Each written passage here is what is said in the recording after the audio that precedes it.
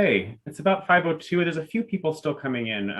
Would you like me to go ahead and get started, or should we give it a couple more minutes? Can I get some thumbs up? I see one thumbs up. All right. All right. We'll go ahead and get started then. Okay.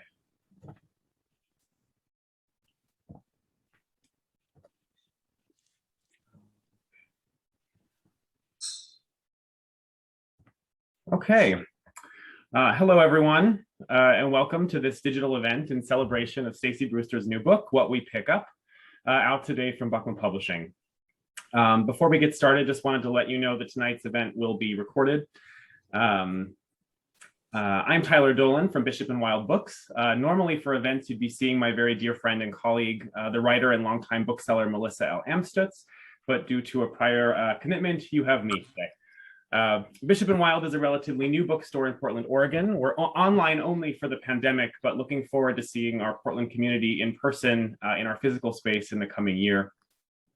Our most important values as a bookstore lie in our commitment to labor principles, our interest in local and regional culture, a desire to forefront eco-writing in its broadest sense, and the creation of more general community spaces and events that are also explicitly queer and queer-friendly.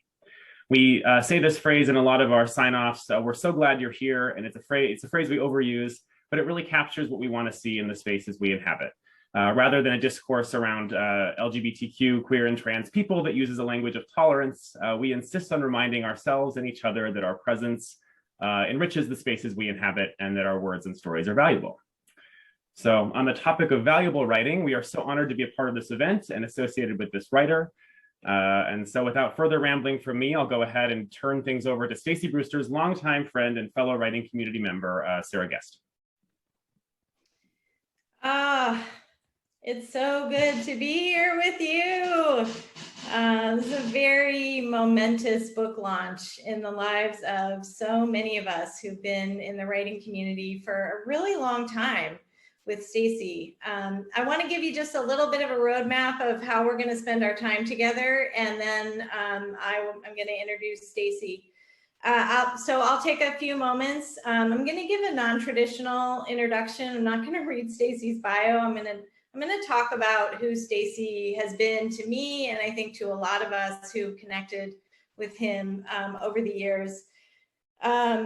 Then Stacy is going to take over the Zoom room and do a reading from What We Pick Up. So you'll get to hear some of the pages of this incredible short story collection tonight. And then he and I are going to be in dialogue for a while, and we're planning on that lasting maybe 20 to 30 minutes. So I'm going to ask some questions, and we're really going to, sort of explore some of the biggest ideas that we really hope you take away from tonight. But then we're going to turn it over to this incredible crowd that showed up to launch this book. So I really offer up to you that as questions come up for you, hold on to them. You can put them in the chat at any time, and I may throw to some questions that go into the chat on the earlier side as I go through my questions. So really encourage you not to wait if you've got something burning that you really want to know, and then we will open it up towards the end of the event. So let me introduce you a little bit to Stacy Brewster. I met Stacy in 2007 when he moved to Portland. And like a lot of people do, he came into the community space of Right Around Portland, where I was a program coordinator. And I was so honored to hold that space in the 5 years that I was on staff at Right Around Portland, because I got to meet people like Stacy, who were new to town and who had, really incredible ideas about how they were going to spend their time in this community of Portland. And Stacy was one of those people who just brought such verve to the office, and the kind of facilitator that you could send into any writing community, and who would just bring out the best in the people who were there at the table. And as a volunteer-run organization, the Right Around Portland wouldn't be able to do what it does without people like Stacy, who just showed up, day after day, night after night, reading after reading, workshop after workshop. And so, I'm very honored to just have had that experience with Stacy. But pretty early on in our friendship, we also found out that we had a common text. And I don't know about you, many of you writers and readers out there, where you discover that like one of your top 3 books of your life is also one of the top 3 books of another person's life. And that moment when you are seen and able to see through the experience of a book is a big one. And that book for Stacy and myself is Absalom, Absalom by William Faulkner, which I think we're really lucky to get some access to Stacy's thoughts on that book in this short story collection, especially in the story Suicide Watch. And so that's always been, something that Stacy and I have shared. And over the years, when books come out about Faulkner, we're sort of, it's this thing that I know I have a partner in, that I wouldn't be partnered otherwise. I really value how much experimentation Stacy has given over to his writing process. He's really doing cross-genre work.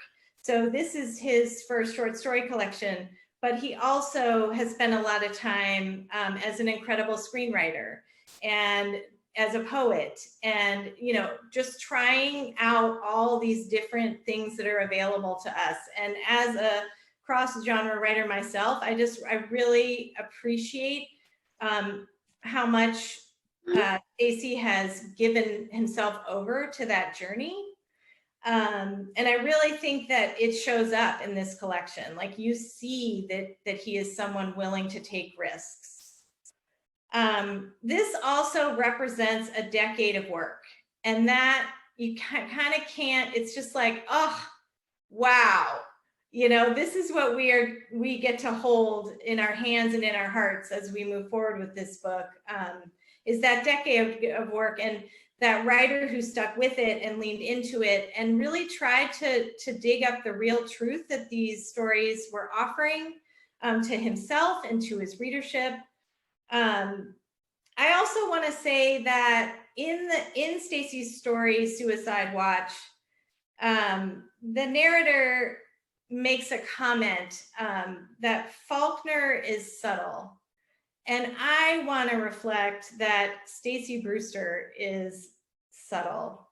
I think that there is a lot of really important, subtle work going on in these stories that reflect and recognize some of our deepest entanglements, that take us to these denouements that are, successful and really felt, but that are also surprising and unexpected, and bring us, a lot of really new ideas. So it's with that I very happily send you to Stacy for a chance to really spend some time inside these words.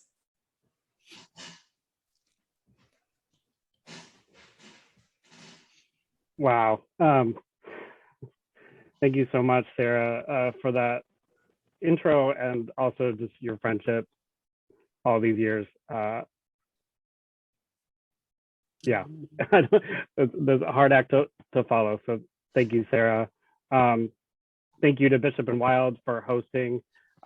Queer bookstores, queer spaces, queer lit journals are vital to my growth and development as a writer and a reader and a member of the community. So I just, hats off to you. I'm so excited for the opening of your bookstore, hopefully next year. Yes. I just have a list of thanks that I would be remiss not to cap this night off with. I'm so happy to see you all here. I'm really overwhelmed on the numbers. I'm seeing the participant list go by, and I'm just so honored that you're all here. I want to start first by thanking my writing group, the Full Frontal Writing Collective, going strong now for 10 years. Current members, Catherine Lapari, Elizabeth Lottie, Michael Sporlick, and my co-founder 10 years ago, who I met in a Right Around Portland workshop, Beth Heald. You are instrumental in the development and workshopping of so many of the stories in this collection. I'm just overwhelmed on your love and support of my practice all these years. And to early readers of the manuscript, Robert Hill, Kathleen Lane, Margaret Malone, Kate Gray, M. Lund, Sara Guest again, and Liz Scott, all amazing authors and writers. Find their names in the chat, buy their books. These are all amazing writers based here in Portland and Oregon area, and you just don't know what you're missing if you haven't read their work. To my husband, Jonathan, going together now 19 years. So he's seen every bit of this project and this process. And to the team at Buckman, Jerry Sampson, an amazing editor, writer, and screenwriter in her own right, helped me see this work last year and shape it. And the team, Emmy and Rich, just thank you so much for all your support in producing this book and getting it over the finish line, along with the ebook and audiobook versions, which will be available soon. So with that, I'd like to read pieces from a couple of the stories in the collection. I'm just going to read brief sections from both. The first section is from a story called The Census Taker, which we can talk about later as sort of the inspiration for this story. But all you need to know, because we're going to pick up in the middle of the story, is that this is set in a cabin in the woods in Oregon in 1930, when a census taker comes to talk to the inhabitants of this cabin. Our narrator, who's telling the story in diary form, only identifies himself by the initial L, and his lover in the cabin is only identified by his initial C. It meant something that it was a woman. Women understood better than men. Men saw it in themselves and rejected it outright. But women, some women at least, saw in us a kinship, a bit of themselves under the right light. C wouldn't let her in, so we sat on the porch. Rather, he sat on the porch and she sat on the top step, and I beside her, watching her work. For the census taker, it was a new line halfway down her page. I could see that spectacular cursive, not just trained, but as crisp and clear as the air I am breathing right now. Every entry with a sharpened pencil, the satisfying sound of graphite on the page, her check marks, her numbers, not a single smudge. I was close enough I could see the headings, her answers as she wrote them. Name, F, C, M. Sex, M. Color or race, W. Age at last birthday, 42. Place of birth, Oregon. Father's place of birth, Missouri. Mother's place of birth, Missouri. Mother tongue or native language of foreign born, blank. Citizenship, etc., yes. Occupation, bookseller. The census taker nodded distinctly at every answer. No pause, no looking away from her page, no eye contact, no display of judgment or emotion. Calm, deep breaths. Married? Divorced, C answered. A rare word, but she didn't stutter, although she did look up from her round spectacles, the ones I noticed looped deliciously behind her small ears. And that other word, the one they put by the first person they speak to, the main occupant, the first occupant, the father or patriarch in most cases. Head, meaning head of household. Head. All five senses and the brain. Seeing that word alone on her page, my first thought is that everyone else should be named according to parts of the body. Running legs and bale lifting arms, sex organs, the cock, nipples that feed the newborns, feet planted to shoot the buck, hands wielding knives to skin it, fingers that press buttons through housecoats to dress the indigent elders.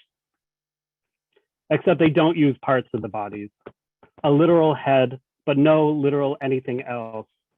Tongue, I suppose, but she's left that blank.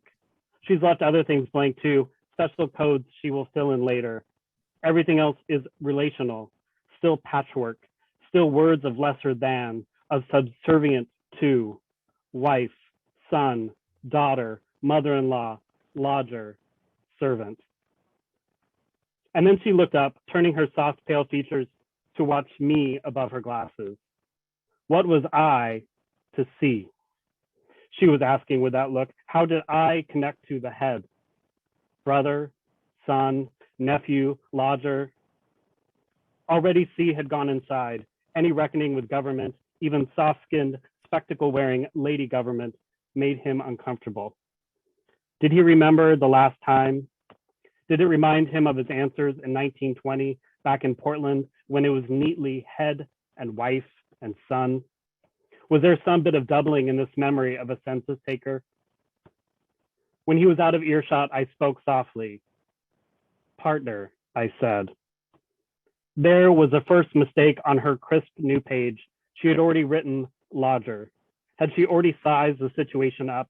Was this the typical language to cover? No, partner, I repeated. If she was flustered at all, she recovered well. The pale woman in the charcoal-colored suit wrote it down, forcing the new letters over the word already there, so it looked like it had a cowboy spelling with a D in it. Pardner. Pardner. The rest of the questions I answered for her easily, the census taker rattling them off with sincere exactitude. Name, T, L, P. Sex, M. Color or race, W. Age at last birthday, 22. Place of birth, Iowa. Father's place of birth, Wisconsin. Mother's place of birth, Illinois. Mother tongue or native language of foreign born, blank. Citizenship, etc., yes. Occupation. Worker, I said. Bucking wood all season on account of his arm, keeping the property up. Hand, she wrote. Hand. So they did use words other than head and tongue for parts of the body. There it was, the hand to the head to the hand, partners. That is, two parts of the same body, connected by blood vessels and oxygen circulating, the nerves firing and animating and making everything come to life. So that was the end of that bit from the census taker. And then I wanted to read the opening section of What We Pick Up, the title story. This picks up, we have a common character in three of these stories, Eddie Donnelly, and this picks him up. This is the third story in the collection with this character. Before I'd spun out of the business for good, I used to sleep with an older poet named Gabriel, who told me one night what he'd gleaned from his brief stint working in Hollywood. He'd been a script doctor, one of those spare studio readers they paid extra to jot notes in the margins. In those days, I was renting a converted garage detached from its home near the Silver Lake Reservoir and my parents' old place. We were skinny dipping in my landlord's pool, a bottle of wine and pot gummies sloshing our heads, and Gabriel swam up to me, his salt and pepper beard dripping with water, his amber eyes wild with the moon. Eddie Donnelly, let me tell you something about those people. They know very little, but they know there can only be two plots in the world. Some say 8, others 5, but these crazy makers have it whittled down to 2. Gabriel cradled my head in his hand, kissing me with the tenderness of a whisper, as though I was the hilltop tree he was blowing his wish into. I felt the hair of his legs on mine and could taste the copper hum of wine on his breath. You know what they are? I had an idea, but I let him tell me. A journey and a stranger comes to town, he said, drawing it out as if he was both telling it and hearing it for the first time. What's yours then? I asked, swimming backward to the shallow end. I'm from New Jersey, he said, laughing to find his buried accent and the uncommon way it pitched and stretched its bowels between his cheeks. I'm a stranger comes to town, though you can call it fish out of water if you like. I found my own gravity on the concrete steps and walked the brick rim of the pool to our towels, hugging one deep into my face and chest. I was born here. Except for college, I've never lived anywhere else, I said, and Gabriel crossed his arms over the lip of the pool, resting his head to look up at my body. With the lights of the dark pool still off, his head and hands were like body parts crawling out of the grave. I found myself shriveled and spent and uninterested in the sex he'd followed me here for. He grabbed my ankles. "You're from here, but you're still on a journey," he said, looking up at me, suddenly sobered by something he saw or was thinking. He let go and swam away on his back, staring somewhere into the haze above, a kind of headspace he got into when he was composing lines in his head. You never shake the weird rules of Hollywood, the kind that shape every conversation at every party. Streisand won't take stairs. Spielberg doesn't ride in elevators. Lassie is the first and only animal that, according to her contract, flies first class. And never promise anything to the dog trainers because they're in a dispute with the cable network that quasi-legally owns her. Owns them. Lassie is a whole line of dogs, like cosmetics, a kennel full of well-bred and politely trained collies related by blood to the original, who all live on a ranch so far east of LA, they've forgotten the sprawl. Somewhere beyond the Tejon Pass, they spend their days scent marking and tracking for trouble. Then one of them will be scooped up in limousine somewhere or flown in a private jet for an appearance, sometimes for charity, sometimes for kitsch. But what happens to their individuality when only a microchip sets them apart? Must they all maintain the illusion they are that Lassie? Must all of them keep saving the world? Long before Gabriel, there was Jake, who I'd met after I dropped out of NYU and moved back. I was barely 21 and working as a production assistant, a PA, on a commercial job in Malibu where Jake was the second assistant director, second AD it read on the call sheet. He was the one who ran the show, behind the show, behind the show. We were shooting on the stretch of Zuma Beach they use in all of the commercials, the kind of place where Gidget hung out, where chips leaned against their motorcycles between takes. To scan the horizon with its perfect cliff in one direction and its long curve of shore in the other, its perfect bathroom shack and outdoor showers for surfers, was to be taken in by the lobby, the spell that kept us all there. Jake was 15 years older, a bit shorter and stockier than I was, with a closely trimmed beard and brilliant blue eyes, always squinting, crunched into little black sockets of sadness or lack of sleep. He roamed every moving part of a set with a clinical eye, able to anticipate the most minor of problems before they happened and snowballed up the chain. And because it was one less decision he had to make, every day he wore the same uniform, a black cargo shorts, black suede cowboy hat, and a tight black Oxford that showed off his biceps and the tangle of tattoos up his arms. On my way to my car after rap one evening, Jake stopped me and invited me out. I was surprised he knew my name, but Jake had an iron memory when it came to the details on the call sheets and paychecks. He'd even suggested a bar in my neighborhood, a mixed bar, mostly gay, with an Arabian theme, dark and red and still smoky in the days before they passed a law. "You're a good PA," he finally offered an hour later, over his tumbler of bourbon. "Don't count on it right away, but I take certain people under my wing." People like me, he was saying. I don't remember telling him much about myself, except that I was single, maybe that I had a spec script I'd been working on, like everyone else. I didn't tell him who my parents were, and if he had suspected or known, he didn't say. He sipped his bourbon and let me rattle on about things. I told him how I'd gone to John Burroughs, the school with a wide brick facade they used as the establishing shot in a million TV shows. How, whenever there was a scene there, I'd pretend the show took place in my school, like it was someone in my class being busted for drugs. The new kid in social studies was the undercover cop, the girl with a biology scholarship, the edgy one with the weird yellow contacts. She was the one the detectives would come to ask questions about after her body showed up in the river. Jake listened patiently. He placed his big hat on the bar beside him, so I got a good look at his hair, thick and dark, but shaved close on both sides and back. High and tight, the lady told me at the salon when I told her what I wanted. I thought Jake must look like that the moment he stepped from the shower, the moment he first sliced a comb through. I envied that simplicity, the earthy sandalwood smell of him, the warm tickle of his clove cigarette, the poise he exhumed with every gesture. I could tell he was interested, that I was slowly letting myself forget the most basic rules about not trusting anyone in this business. His was an eager smile, and his eyes lingered on my face an extra second before he spoke. When he got up to piss, he squeezed my shoulder a little too tightly, and for a second I wondered if I'd been misinterpreting his gestures all day, like it wasn't code between us, but something different. Maybe he belonged to that culty religion I know nothing about, except that it's popular with actors and everyone is afraid to badmouth it in mixed company.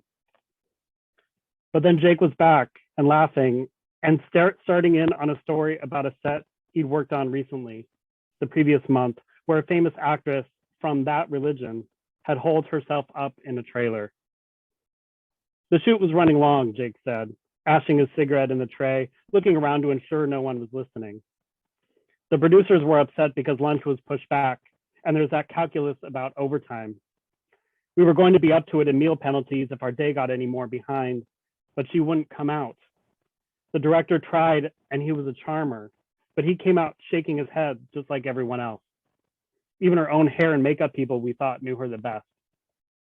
So we break for lunch and wait. We fill in with ticky-tacky stuff and B-roll, and then, about an hour later, this black town car with tinted windows pulls up.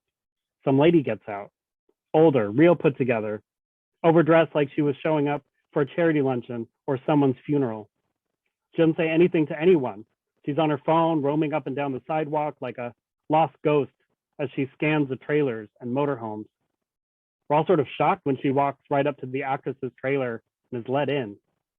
And not 2 minutes later, I swear to God, the lady comes out with the actress behind her like a miracle kitten she's just rescued from a tree. Who was she? I said, but Jake just shook his head.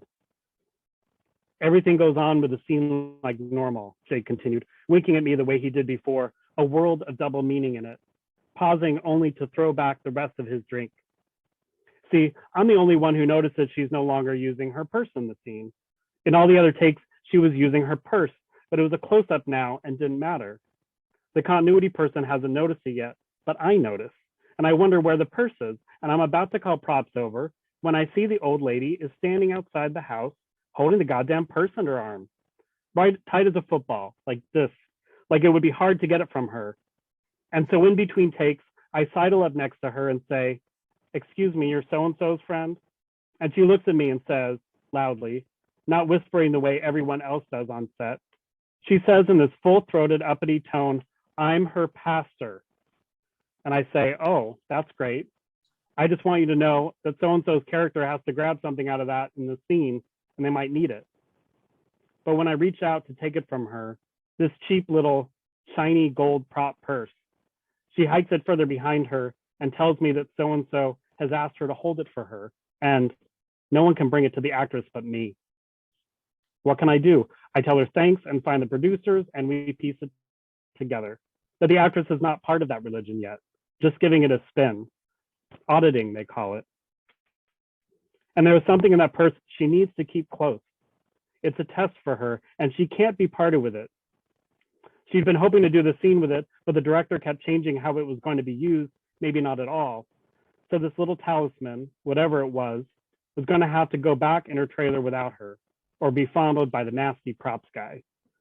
So the actress panicked and called her people, and that was that woman, the highest ranking pastor that could come. She held the purse, like leaving your passport with a concierge. Can you believe it? Those people. Jake wouldn't tell me who it was, but I felt sorry for her just the same, being judged by everyone on set. I lost track of the story he told me after that, lost in his river of words and the beating of alcohol in my brain. I kept picturing this woman holding a prop purse to keep her friend's magic safe. There was something so tender about it, so simple, that I kept coming back to it in my mind on the long walk to Jake's house from the bar. Even after Jake was fast asleep, I kept returning to it, wondering if there was someone, somewhere, who would carry such baggage for me.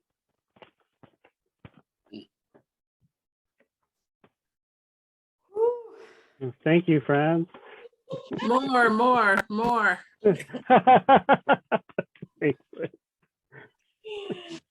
Very unfortunately, we have to transition now to questions. But the good news is that this book is available to you all now. Today is its launch. Out. Yeah, wonderful, wonderful reading, Stacy, and I love that ending that you know, sort of stopping where you stopped, because that part in the story really hit me so hard when I first read it. This book has one of my very favorite dedications that I've ever seen in any book ever. There's a dedication and obviously insider call out to Stacy's incredible husband. But then Stacy goes on to dedicate this book and to the queer elders. Thank you for lighting the path. And so, Stacy, I'd love to have you think about the elders who lit the path. You know, how do you consider those elders, and you know, who are they that you're really dedicating this book to? To me, they're our chosen family, the generations that came before of LGBTQ people from all walks of life who've walked this path in the, you know, starting in the 50s in this country, who first started organizing around social justice for queer people in this country, obviously going long back that. But I think about the generations and how we connect and hear those stories from elders. And I also use elders pretty loosely because generations of queer people can be mere years apart. Elders can be younger than us in some instances. And I think primarily about growing up as I did in the 80s and early 90s at the height of the AIDS crisis, and how many storytellers and artists we lost to AIDS, and all those elders that I didn't have in my life, or as many in my life growing up, and how I feel like only now are we even beginning to catch up to that time period and catch up to all that we've lost from that time period. So to me, it's the thread going back in time, and the huge being that thread being so profoundly disturbed by the AIDS crisis, and how we connect the threads going back. Yeah, I love that. And I feel like you and I had a little conversation even about, you know, we have a lot of documentary content about what was happening during the AIDS crisis now. But what we don't often talk about is how much of the art we're missing, how many artists, you know, and just beautiful people who were kind of poised to create didn't go forward. So yeah, really appreciate that call out. I want to talk a little bit about the title, which maybe is a little bit of a through line from the dedication. You know, what are the important things that you feel like your characters pick up? And maybe also, you know, what do you hope your readers are picking up? Sure. Great question. For the characters in this book, it's what they pick up from their immediate family or the culture that they've grown up in about masculinity and what it means to be queer in this culture as a man, is a theme that runs through a lot of the characters in this book, and what we pick up about how we are men with each other, how we play roles of masculinity as fathers, sons. There's a lot of brothers in this collection, and how we show up in friendship. I'm very interested in the intersection of where straightness and queerness intersect, and how they can inform each other on what masculinity can look like, other models of masculinity. I think, you know, in talking about this book and talking about the themes when they started to come together, I thought a lot about toxic masculinity and all the models that we have for that. But to me, it was important to write into a place of what the opposite of that is, what other models there are for being in the world and being male or masculine in this world. But the title itself, you know, that's one aspect of what we pick up by osmosis from our family of origin or our culture. To me, it's so much more. It's important that the character of Eddie Donnelly that appears in 3 stories becomes a sound recordist. And I think about like what I was saying about the generations we've lost, how so much of that is oral history. And in the pre-internet age, and how we learn the codes of survival and what bars to go to and what was safe and wasn't safe, and what was considered okay to do or not do, how those oral histories are to do with sound and storytelling. So it's important that the character for me was a sound recordist. I wanted telephone poles and wires somewhere on the cover, which I feel like we've captured that. But a lot of characters have messy people in their lives. So to me, what we pick up is also about the messes that we pick up for people in our lives, or the mistakes that we've made. Yeah, beautiful. One of the things that I really picked up, I feel like we often talk about writing being cinematic, but to see its presence so profoundly in this collection of stories, just that visual acumen as you come into a scene and out of a scene. I was wondering if you could talk a little bit about how screenwriting informs your fiction writing, or vice versa, how you feel like they're in dialogue with each other. I mean, they really are constantly in dialogue with each other, just because I'm such a visual person and had gone to film school and worked in television and advertising. I think in visuals a lot of the time, or the combination of sound and visuals. So music's really important while I'm writing. And when I'm stuck on a story, I've even done collage and vision boarding just to pull images that speak to me about the story, to sort of help get my way back in, or physically cut them and things like that. But the go-to phrase for me, and I get this from Stephen Sondheim, I'm sure he got it from somewhere else, but content dictates form has been a guiding principle for me for such a long time, that when something was coming through, if it felt like flash fiction and that's all I had to say on that, then it's flash fiction, or it might be a poem, or it might be a short story. And it really clicked for me several years ago. I was like, oh, I know screenwriting from film school, and this novel that I'd been working on forever was coming through that way. So just to experiment. I mean, experimentation is the biggest influence, but also compression, working on poetry or flash fiction, and getting in and getting out is really critical to screenwriting, where you don't want a lot of prose, you want a lot of white space on the page. So getting in and getting out and having really sharp dialogue and not too much extra has been a skill that has done me well in both forms. Yeah, and I feel that when I'm reading these stories, I feel like they've been so gently ushered in, through a process of like real compression and squeezing. It's amazing.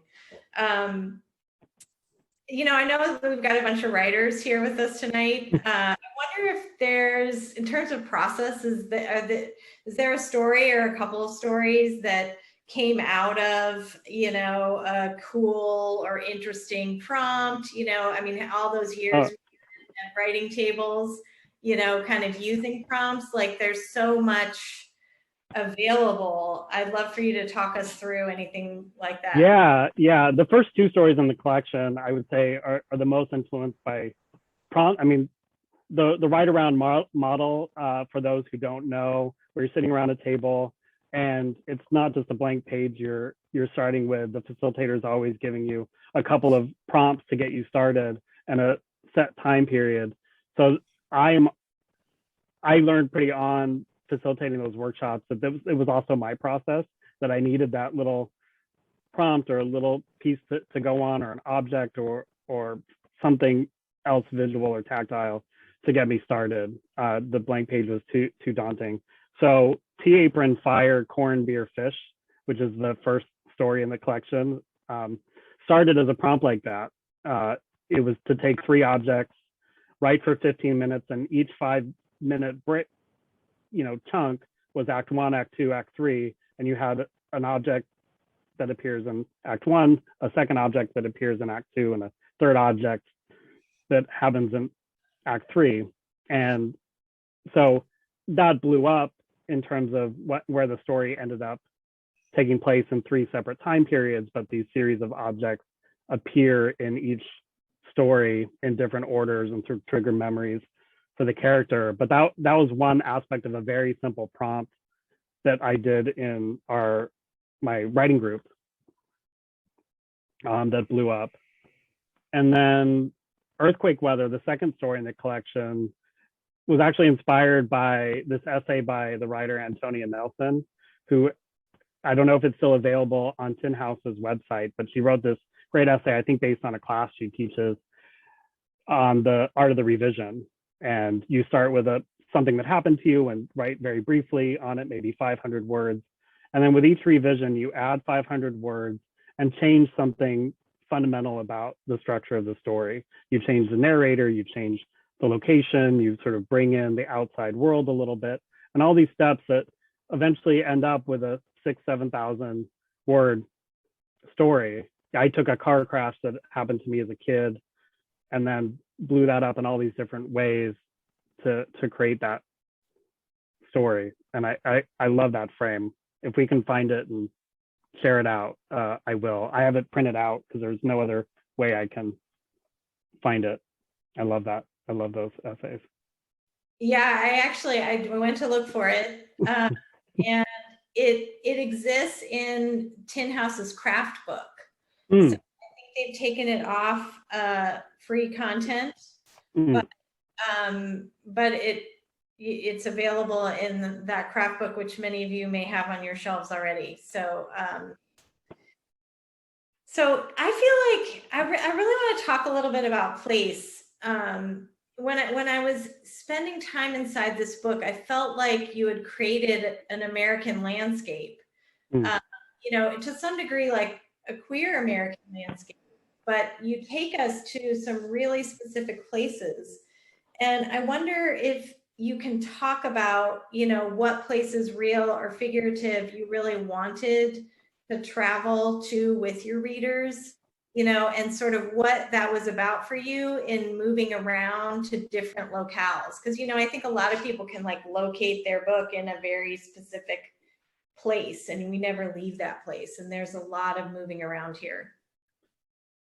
Yeah, partly that's due to me having moved around as well, growing up in Los Angeles and then the San Francisco Bay Area, going to NYU, moving back to LA, moving back to New York, moving to Portland. There was a sense of movement and different experiences that I wanted to happen as these stories sort of built up together. I really wanted to highlight the universality of some of these experiences around the country in different time periods, different places, but also dial into maybe experiences that were kind of outside the main big cities where we think of queer stories taking place. So taking us to remote rivers and lakes and bringing natural elements of landscape and blizzards and sandstorms and bodies of water. It was really important to sort of shape the collection. I didn't want to have it just be a series of LA stories. Even the character Eddie that appears multiple times is in LA and then New York and back in LA. And hopefully somewhere else by the end of that story. Right.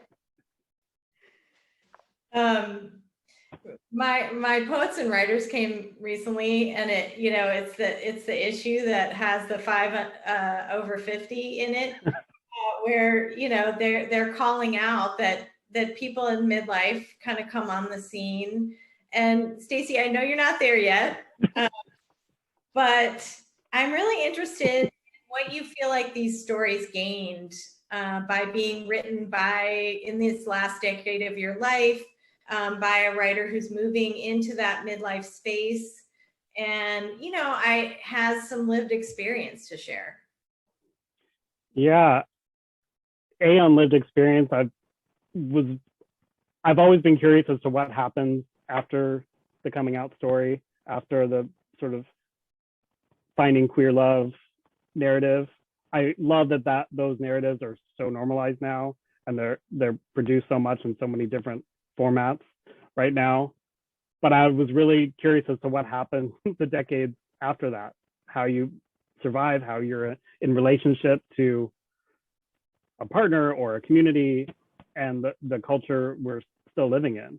And so, yeah, I've been with my partner for almost 20 years, and that lived experience, moving cross country twice, absolutely informs, the lived experience of these characters. It was really important to me to have older characters sort of towards the end of life, and what their experience was contrasted to other stories that maybe, folks coming out, younger narratives, and having those next to each other.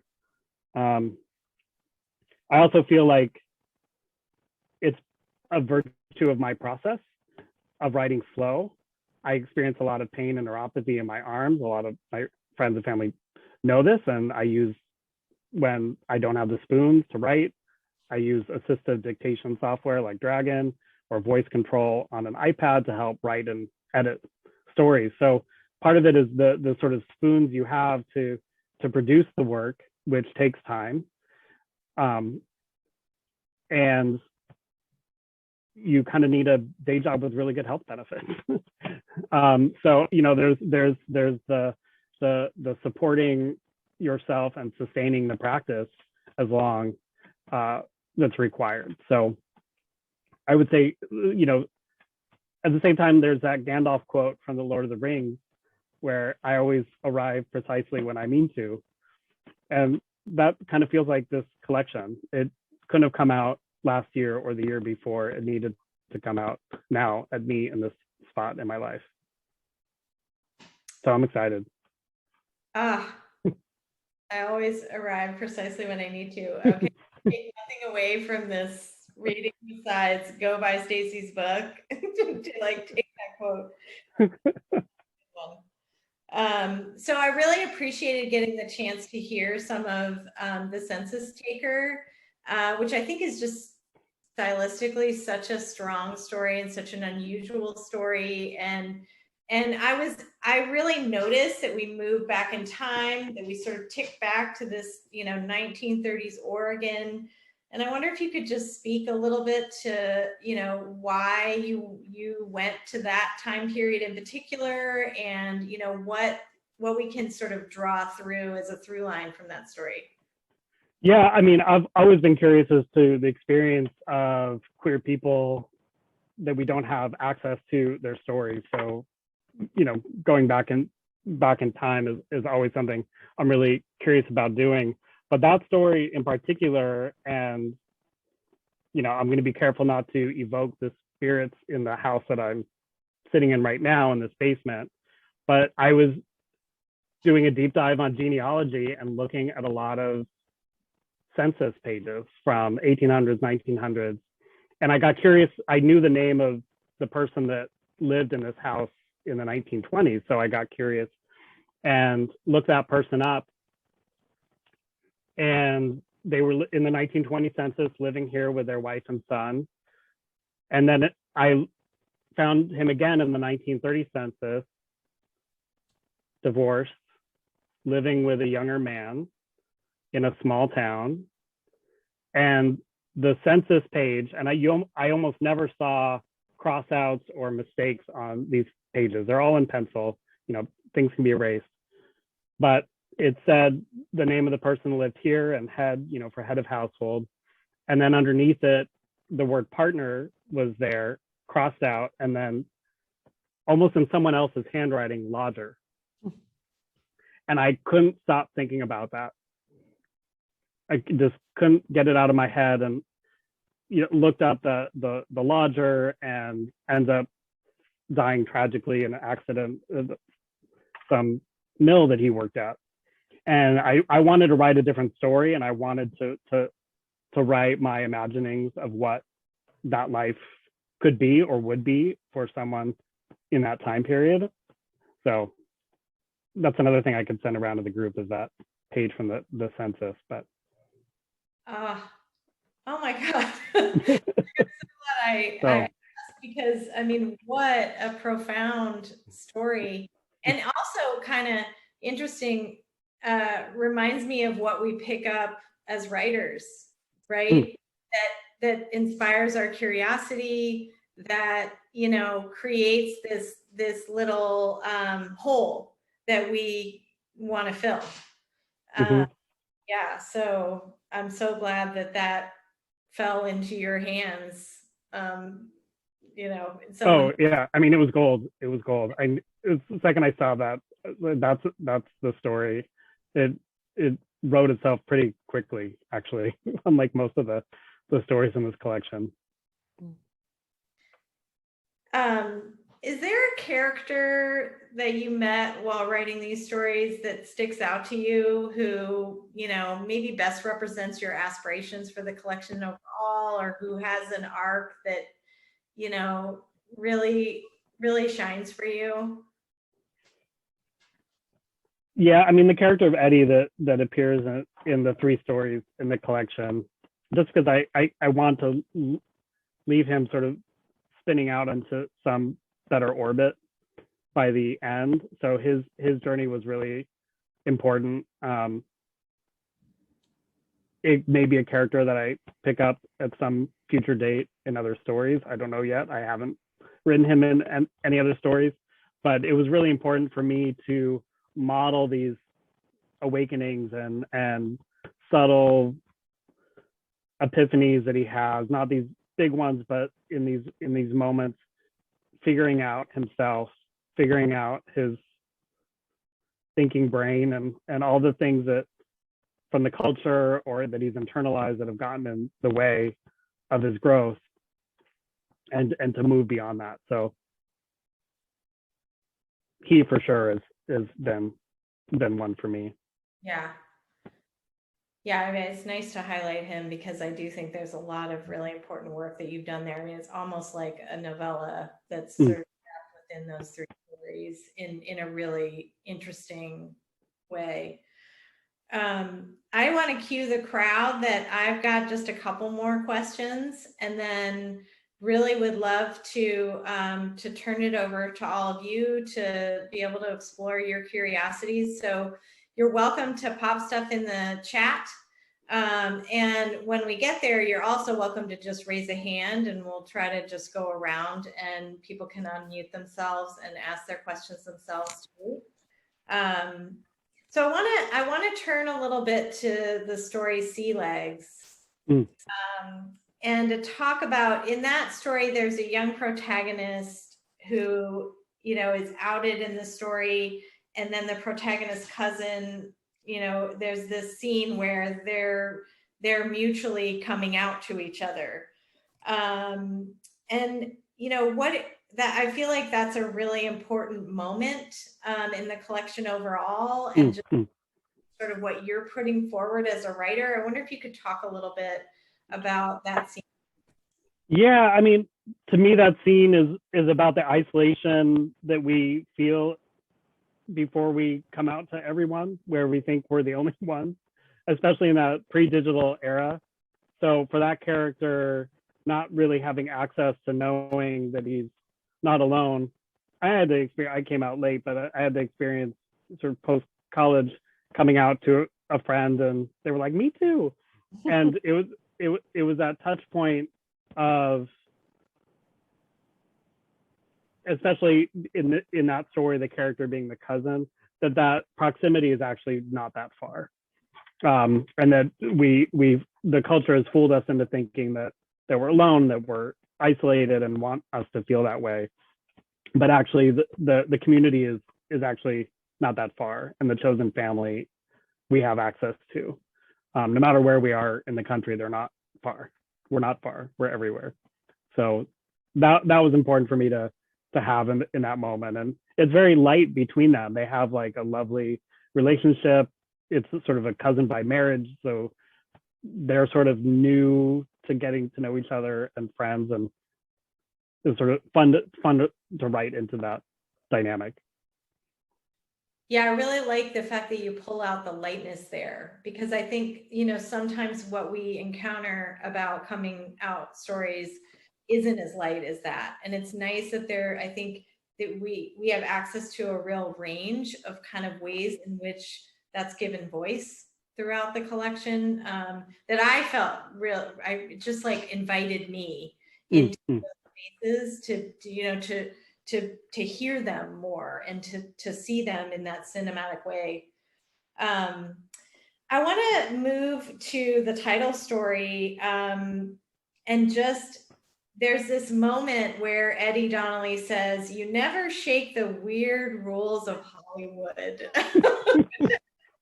You know, I was like, oh my gosh, that's so true.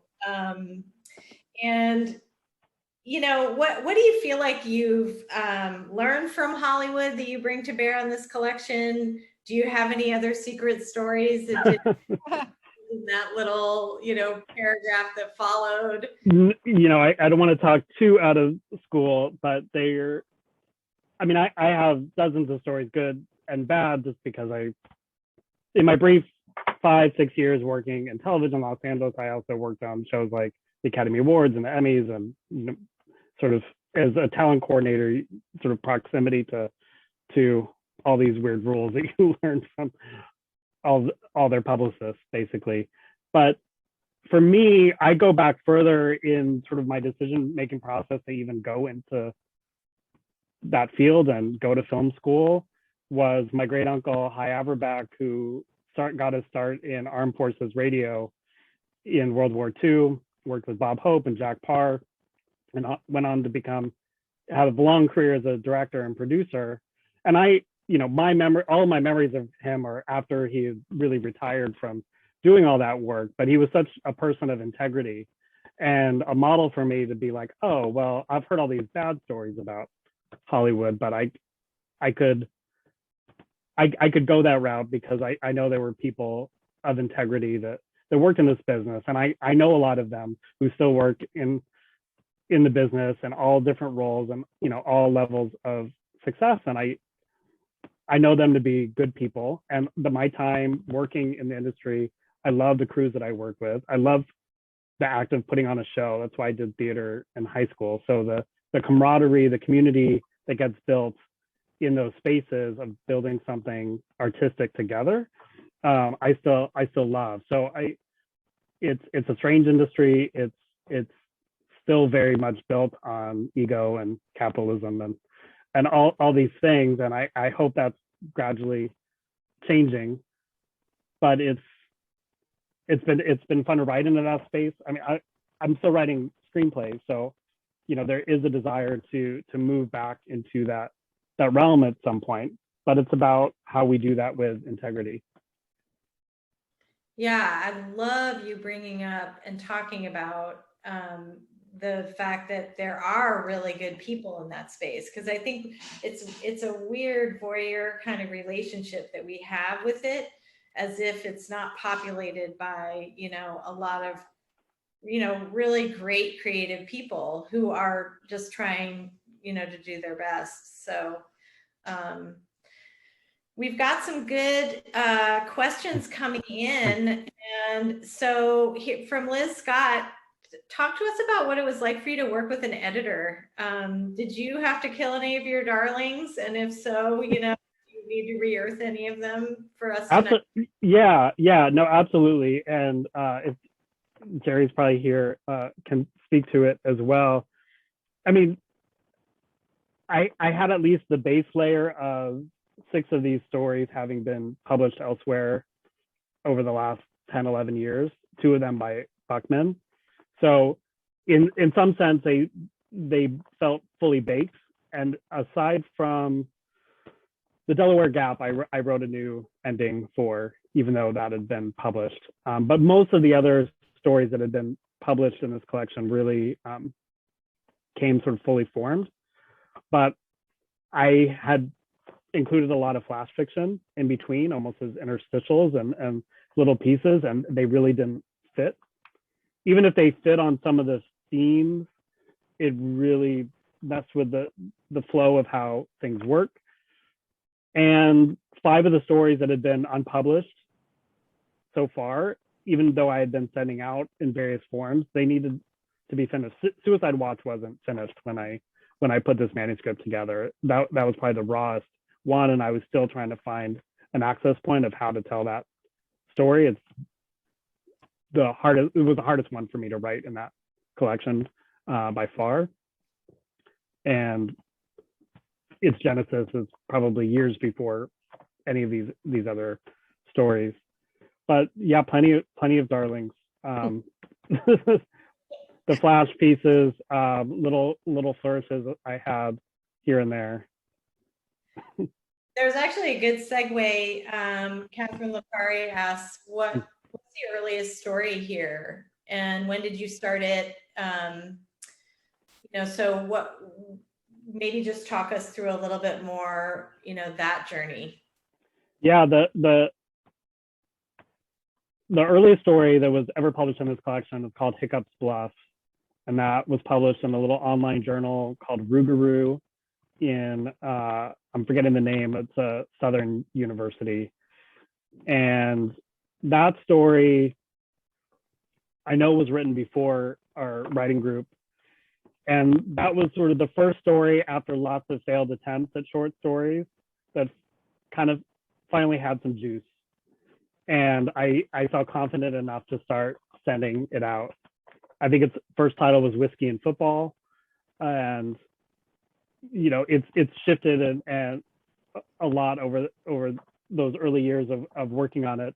But that was the first, if you have to do those 10,000 hours of trying these other things, that was when I was like, oh, this is of a quality at a different pace and rhythm that I can work with this. You may have even read that story early on, Sarah. I think you and Danella maybe before I had a writing group. Yeah, I think I did actually. I remember sitting down with you at a coffee shop over it. Yeah, you told me to turn up the burners. Turn up the burners. And it being a bit of a breakthrough for you, where you were like, I'm starting to be able to, feel how to really move within the form.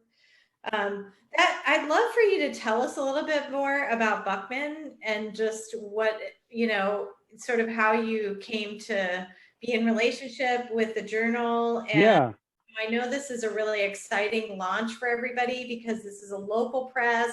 It's a great chance to kind of just tick all the boxes. Local press, local author, so.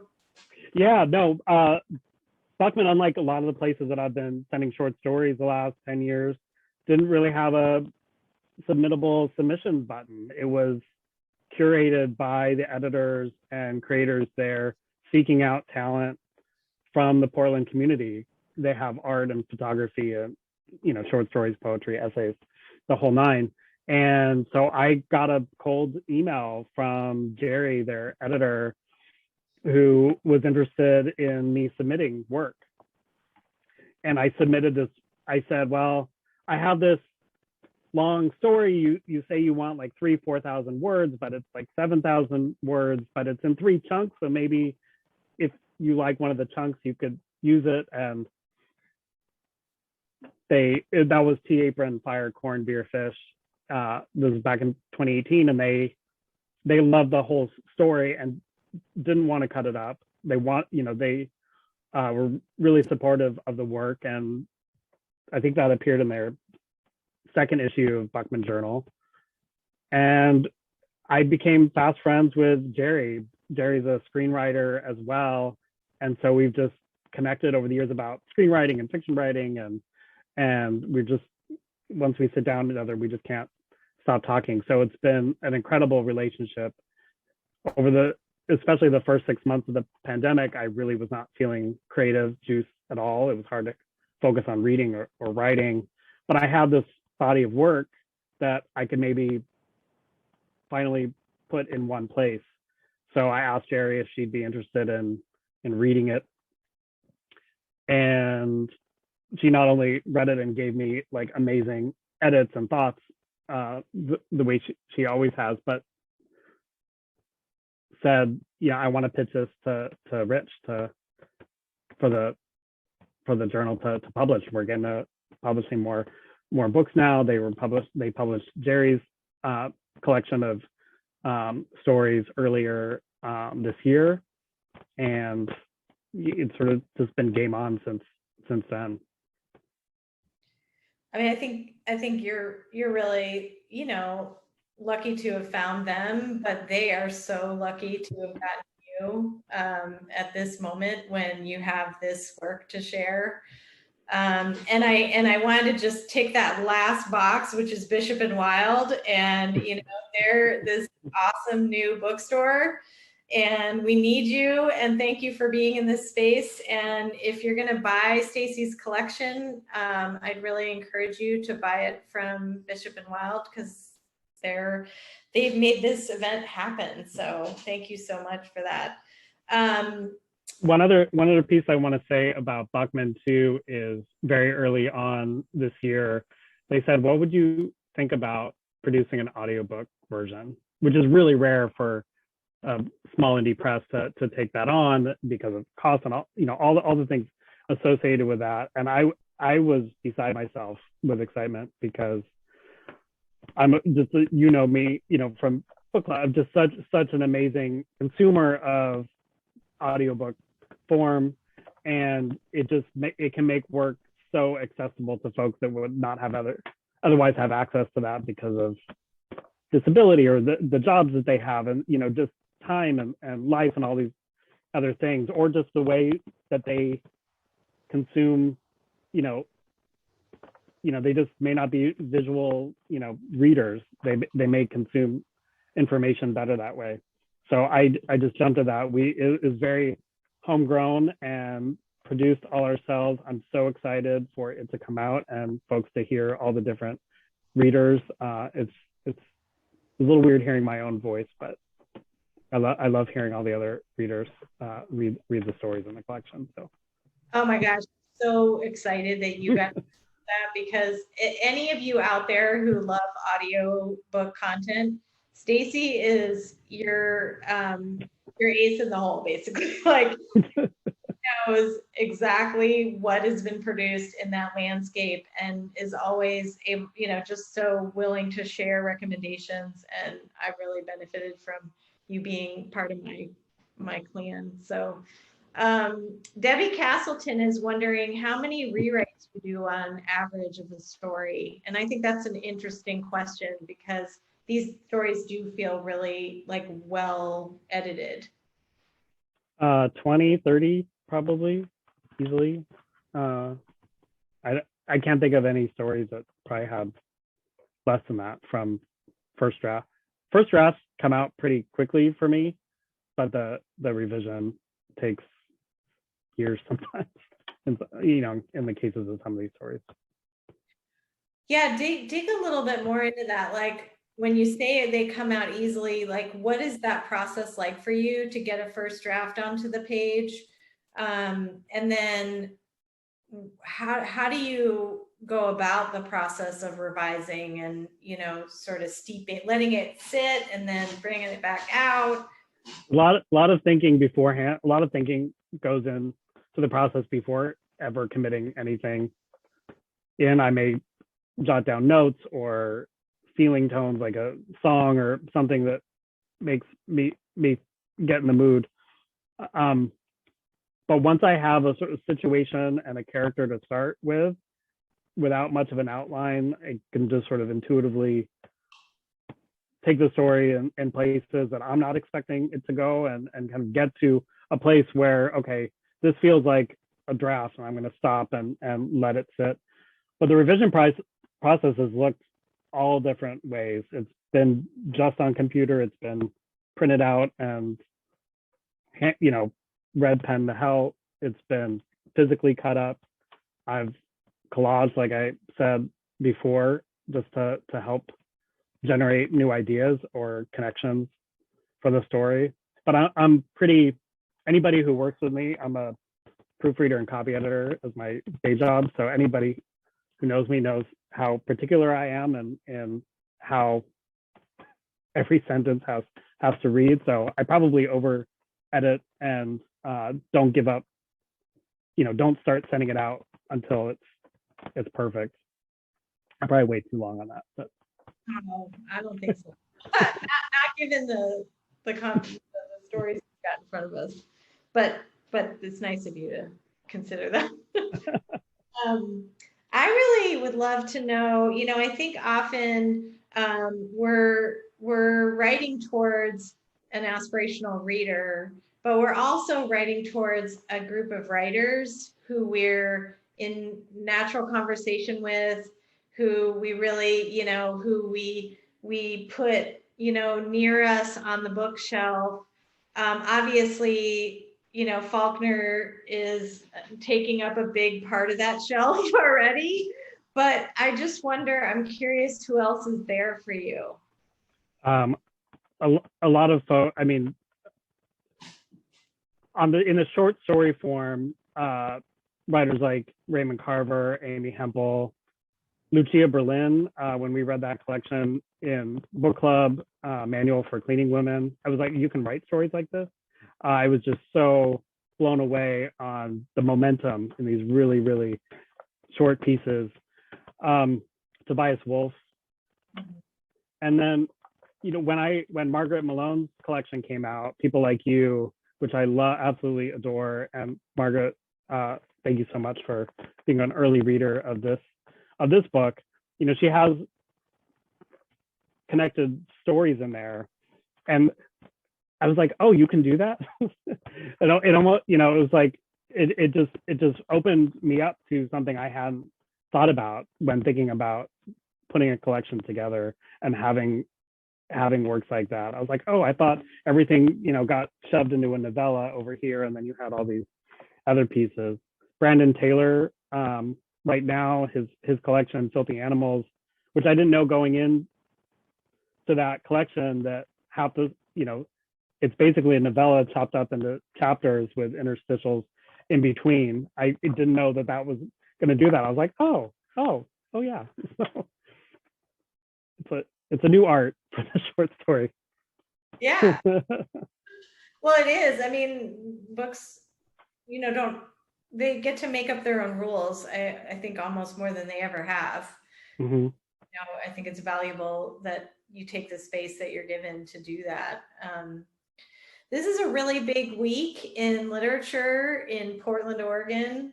And there's, a book festival going on. And I wanted you to just give you the space to sort of talk to us about how to interact with you and this book in this next coming week, and, sort of from there. Yeah. So the Portland Book Festival, the virtual part of the festival is happening all this week. So anyone on this call that wants to sort of dive into the world of the Portland Book Fest can. But the one in-person day in Portland is this Saturday, November 13th.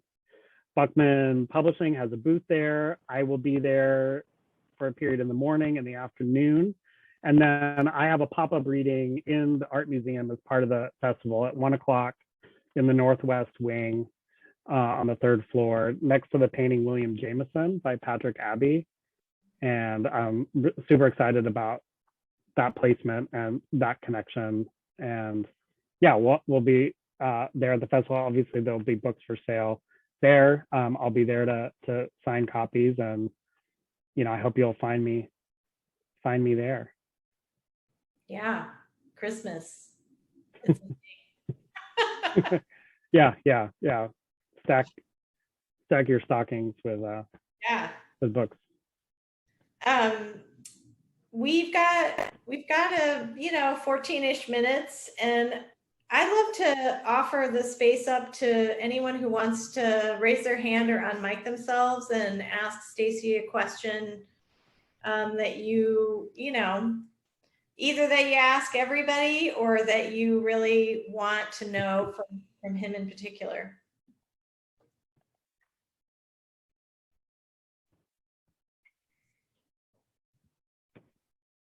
Silence. Yeah.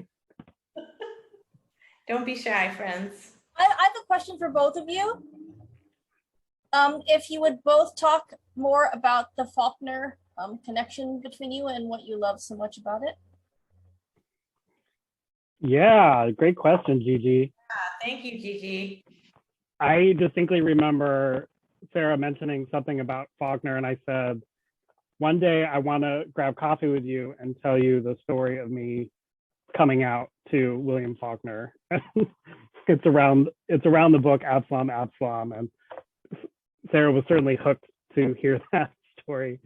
And the subtlety and the meaning in the book was that somebody I knew post college, that was their way of sort of telling me, I see you, you're probably gay, and you're going to have a reading of this book that only gay people will have in terms of the characters in the book and what they're going through and how they're telling that story. It's a big story about how to tell a story, and there's a lot of mistruths and just a lot of unreliable narrators in that text.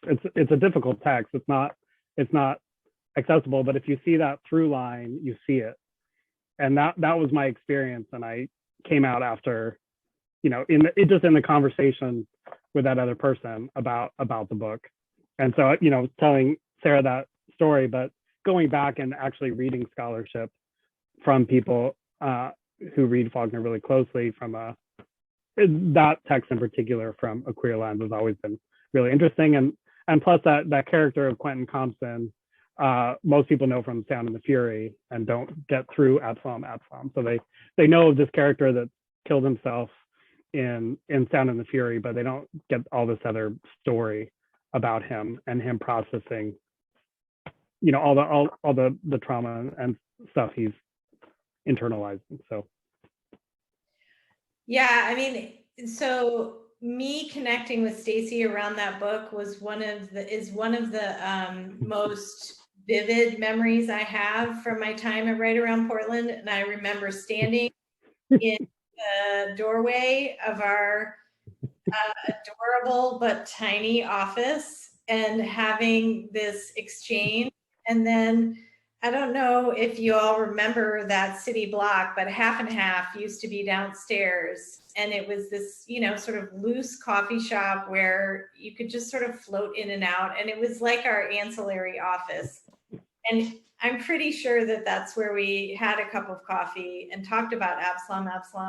And I don't think for me, it wasn't, I wasn't specifically sharing a coming out story, but I don't think I had ever spoken with anyone about my love of Absalom and to be seen as someone who could understand that book, like where we could really share the landscape of that book. And my relationship with the book is that I went to graduate school in a generalist program, and we had to read this incredible list of books. It was like 21 books that I had to read and memorize all the scholarship for a 3-day exam. And Absalom was on that list.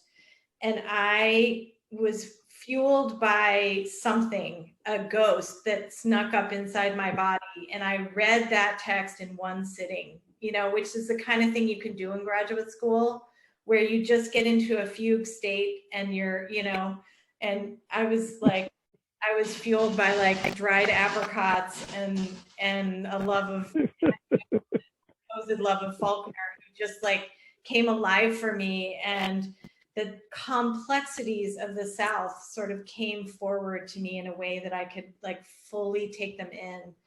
And I've just never forgotten that experience. I mean, it is one of the most profound experiences with the text I've ever had. And then to know that I can like walk in the world with Stacy and share that. And, recently Michael Gora published this book called The Saddest Words. And, I felt like I was sort of in conversation with Stacy the whole time I was reading it. And it's really trying to explore what Faulkner can teach us right now.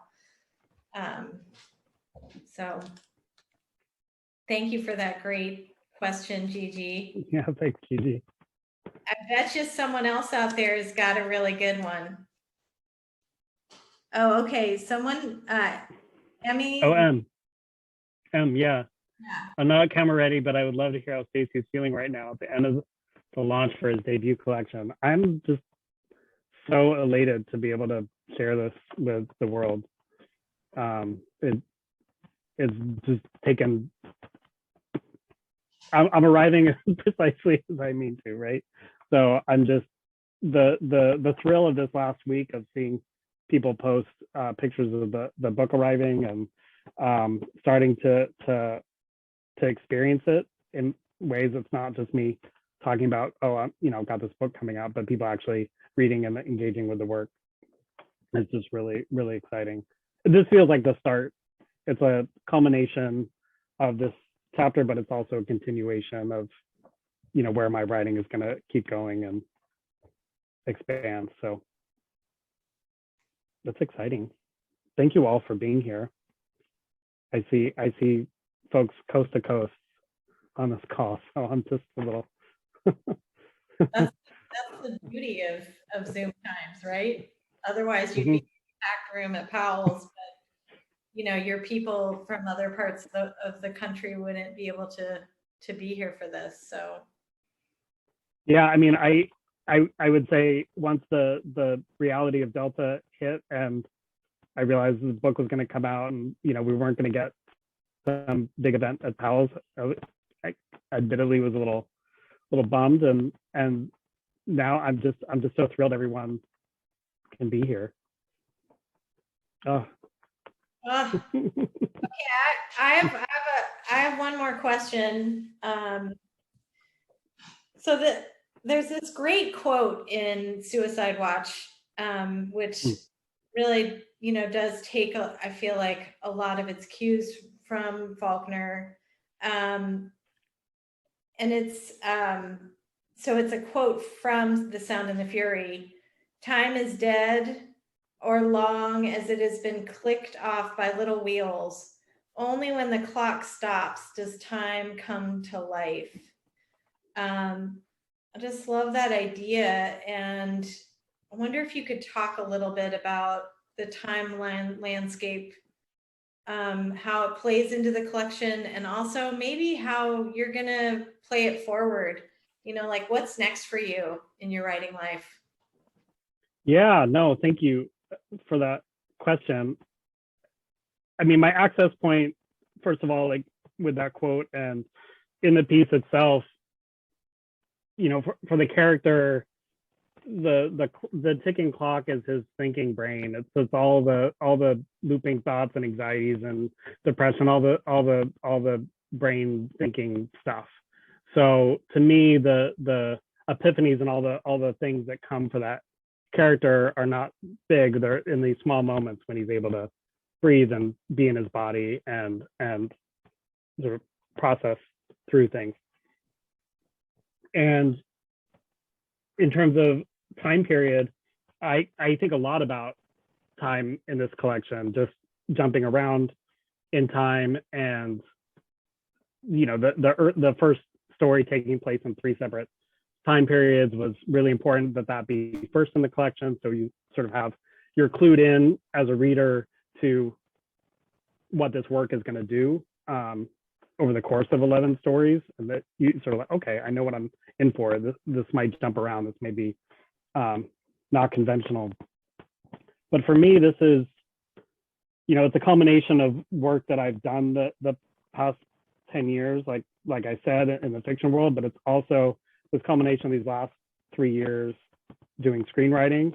And I just think they're going to keep informing one another and building on that. I'm not done with fiction. I'm not, closing the door on that. I have other short stories. I working on adapting the connected stories in this collection into a series, and I just want to build and grow that. Woo! Okay, you heard it here first. This is not the last word. I always like to ask this whenever I'm interviewing somebody. I sort of say at the end, like, was there anything you wanted to say that you didn't say, or that you hoped you might be asked? Is there any unexplored territory you can take us out with in these last few minutes? Oh my gosh. I feel like we covered all the bases. But I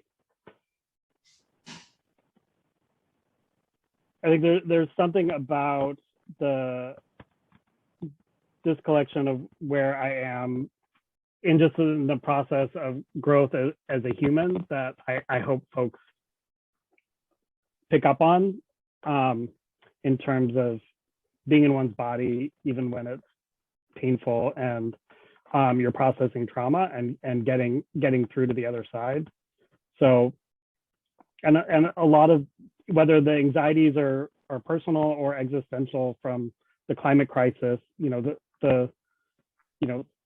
blizzards and random sandstorms come into play in this piece as well. So I'm really wrestling with all of that here. So I don't know. I'm just gonna ramble. I'm just so overwhelmed with love seeing everybody on this call. It's like being at your own wake or something. But like the good version of that. seeing my whole family, my neighbors, my friends from college. Just it's so beautiful to see from coast to coast. We have New York. I think we have Iowa, Nebraska, Minnesota, Chicago. What have I missed? I mean, I think that was actually a beautiful place to end too. This idea of us being inside, these complicated bodies and these complicated times. But how that the community around us and what we pick up for others and what others pick up for us, is really sustaining at the same time. So, okay, it's 6:29.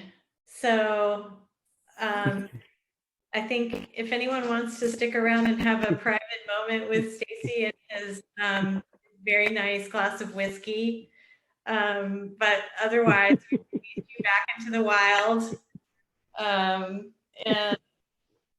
and look forward to seeing you again soon. Woo!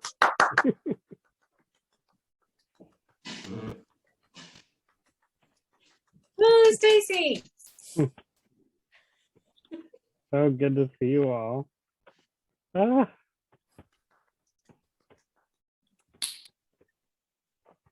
Yay! Is this the embarrassing story section? Hey, Stace. Love you, Mom.